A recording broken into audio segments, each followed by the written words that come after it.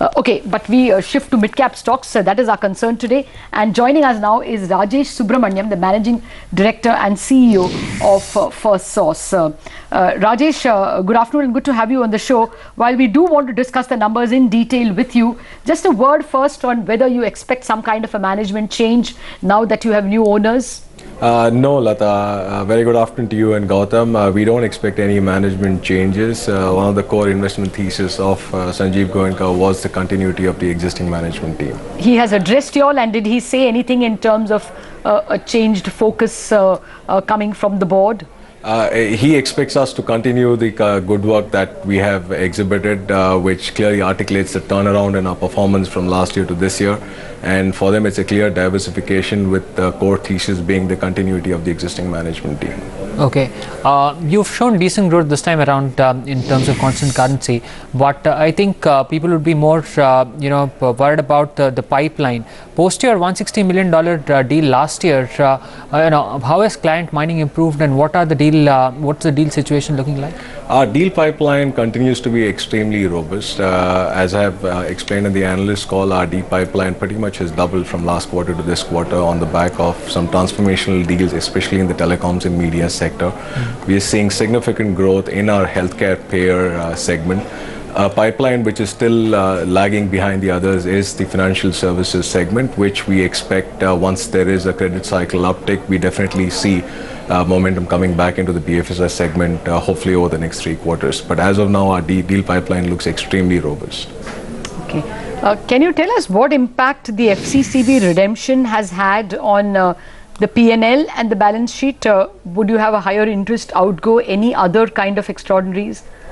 Yeah, I think the YTM on the FCCB, the translation is sitting in our is adjusted against a share premium.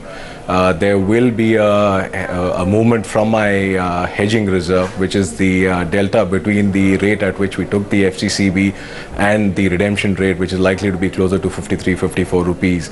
So that will move as a one-time exceptional item into a P&L, but it doesn't have an impact on my balance sheet, and it's a one-time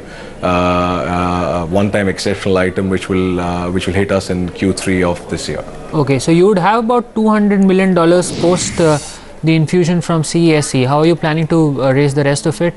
Will cash flow suffice for it? Yeah, so if you take a look at it, our cash at the end of September 30th was close to about $145 million. The total redemption liability is about $237 million.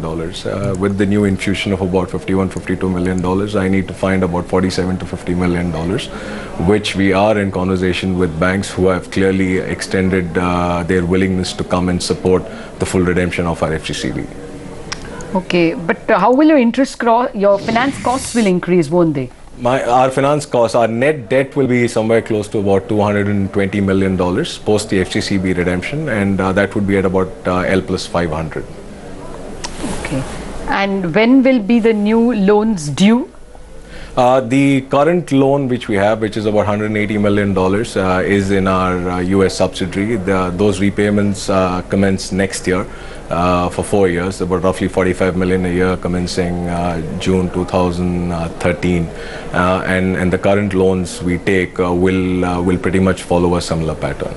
You said LIBOR plus 500 is the rate you're currently paying. So what would be the differential in the interest costs post the refinancing?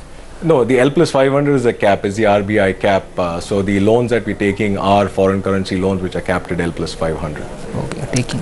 All right. Well, Rajesh, what can you tell us in terms of the kind of margins you are likely to post in FY, say in the remaining part of the current fiscal?